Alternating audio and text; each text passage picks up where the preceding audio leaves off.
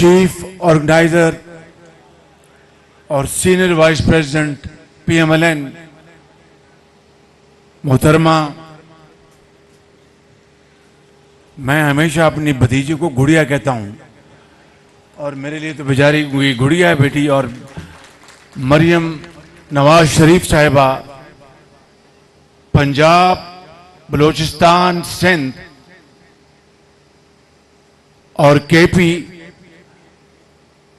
آزاد کشمیر اور گلگت بلتستان کے صدور، جنرل سیکرٹری اور زعما، جنرل سیکرٹری پاکستان مسلم لیگ نون جناب احسن اقبال صاحب، اور پنڈال میں بیٹھے ہوئے میرے عظیم بزرگوں،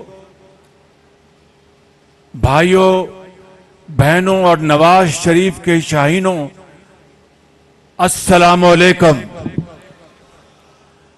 آج میں اپنی بات مختصر رکھوں گا کیونکہ میری ایک میٹنگ ہے، لیکن چند باتیں آپ سے دل کھول کے کرنا چاہتا ہوں۔ پہلی بات تو یہ ہے کہ اس جنرل کونسل کے اجلاس کو کئی بار میں نے مؤخر کرایا۔ ہماری جو مدت تھی وہ پوری ہو چکی تھی، لیکن میں کوشش کرتا رہا کہ یہ مؤخر ہو جائے تا وقتے کہ قائد محترم میاں محمد نواز شریف خود اللہ تعالیٰ کے فضل و کرم سے پاکستان تشریف لائیں اور میں یہ امانت ان کے حوالے کر دوں میں۔ لیکن بعض ناگزیر وجوہات کی بنا پر ایسا نہ ہو سکا، تو اب الیکشن کمیشن کی تلوار لٹک رہی تھی، اس لیے آج یہ انتخاب کرایا گیا۔ میں آپ کا بے حد مشکور ہوں، دل کی گہرائیوں سے شکریہ ادا کرتا ہوں کہ آپ نے مجھ ناچیز اور میرے ساتھیوں کو آپ نے متفقہ طور پر آپ نے منتخب کروایا۔ لیکن ایک بات میں کہنا چاہتا ہوں کہ یہ پگ جو آپ نے میرے سر پر دوبارہ پہنائی ہے، یہ نواز شریف کی امانت ہے۔ وہ جس دن آئے گا انشاءاللہ یہ امانت آپ اور میں ان کو حوالے کر دیں گے۔ میرے بزرگوں، بھائیوں اور نوجوان ساتھیوں اور بہنوں، یہ کہنا چاہتا ہوں کہ مریم نواز شریف نے جب سے چیف آرگنائزر کا عہدہ سنبھالا، یہ بیٹی دن رات محنت کر رہی ہے، دن رات باد مخالف کا مقابلہ کر رہی ہے۔ آج تو حکومت میں ہم ہیں، ایک کولیشن حکومت، وہ الحمدللہ جس طریقے سے ہم سب مل کر چلا رہے ہیں وہ علیحدہ داستان ہے، لیکن کریا کریا ہر جگہ مریم نواز پہنچ رہی ہے، اور میں سمجھتا ہوں کہ یہ ایک بڑی باہمت بچی ہے، اور مجھے پوری امید ہے کہ اس ملک کے اندر جو اس وقت جو ہماری پاپولیشن ہے اس میں 60% نوجوان نسل سے ان کا تعلق ہے۔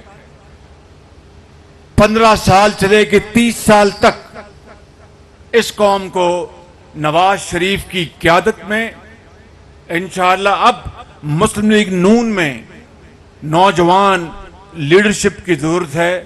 نواز شریف انشاءاللہ آپ دیکھیں گے کہ جب وہ پاکستان اللہ تعالیٰ کے فضل و کرم سے آئیں گے تو پاکستان میں سیاسی نقشہ بدل جائے گا۔ اور میں آپ کو ایک اور بات بتانا چاہتا ہوں کہ اگلے نواز شریف معمار ہے پاکستان کی ترقی کا۔ نواز شریف نے 20 گھنٹے کے بجلی کے اندھیرے ختم کیے، نواز شریف نے جگہ جگہ موٹر ویز بنائی، نواز شریف نے پاکستان کی زراعت اور صنعت کی ترقی کے لیے دن رات محنت کی۔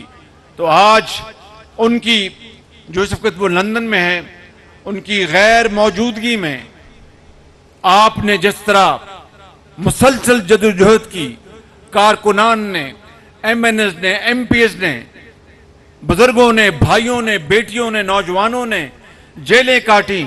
قیادت نے اگر جیلیں کاٹی اس لیے کہ انہوں نے آپ کا حوصلہ دیکھا، آپ کو دیکھا کہ کارکنان چٹان کی طرح نواز شریف کے ساتھ کھڑے ہیں.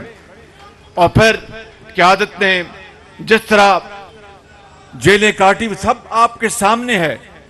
ہم نے جس حالات میں یہ اقتدار سنبھالا، یہ بہت بڑی ذمہ داری ہے. کانٹوں کی، یہ پھولوں کی سیج نہیں، کانٹوں کی مالا ہے.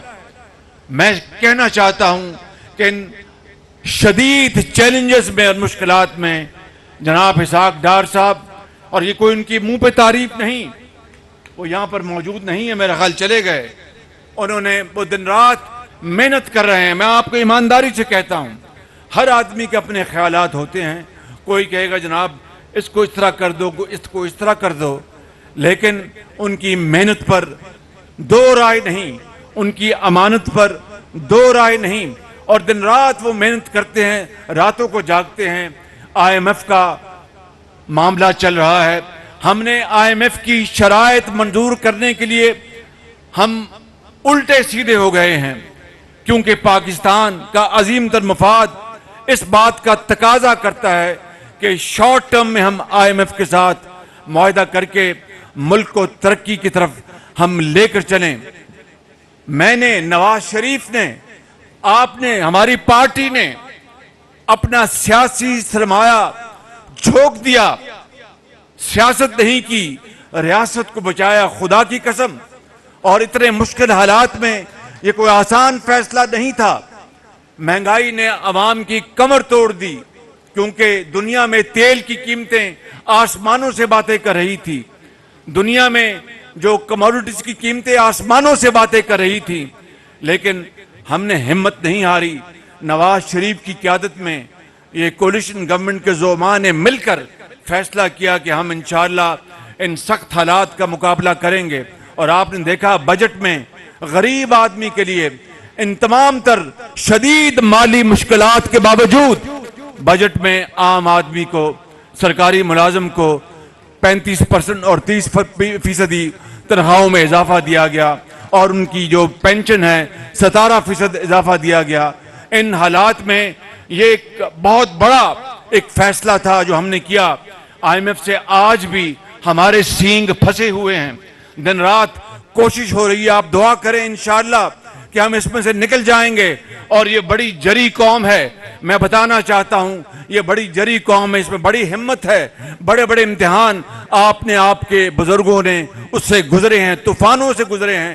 انشاءاللہ پاکستان نہ صرف قائم دائم رہے گا بلکہ ترقی کے راستے پر. اور آج میں اللہ تعالیٰ سے بڑے انکساری سے دعا کرتا ہوں کہ نواز شریف آئیں، اگلا انتخاب لڑیں اور چوتھی مرتبہ پاکستان کا وزیر اعظم بنیں.